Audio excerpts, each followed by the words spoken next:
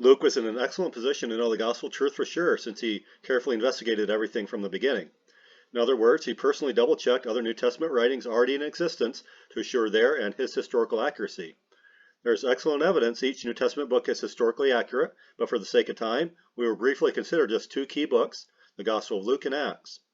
Following 30 years of research on Luke's historical accuracy, including the first 15 years specifically spent to undermine Luke's credentials as a historian, Sir William Ramsay, one of the greatest archaeologists and historians ever, concluded, Luke is a historian of the first rank. Not merely are his statements of fact trustworthy, he's possessed of the true historical sense. In short, this author should be placed along with the very greatest of historians. Ramsay also added, Luke's history is unsurpassed in respect of its trustworthiness. Geisler, a noted part of Ramsay's historical evaluation of Luke, found that in Luke's references to 32 countries, 54 cities, and 9 islands, there are no errors. Since there are no errors in the seemingly insignificant details, Geisler concluded, Luke's narration of the life and miracles, including the resurrection of Christ, must likewise be accepted as authentic. To accept the historicity of Luke's gospel, while rejecting without reason the miracle claims within it, expresses a preconceived anti-supernatural bias.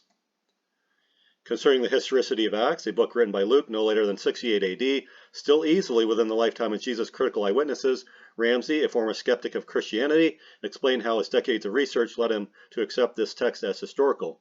I began with a mind unfavorable to it.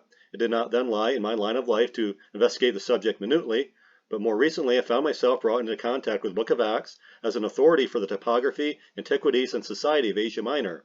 It was gradually borne upon me that in various details the narrative showed marvelous truth. Acts may be quoted as a trustworthy historical authority. During his research, prominent historian A. N. Sherwin-White found, for Acts, the confirmation of historicity overwhelming.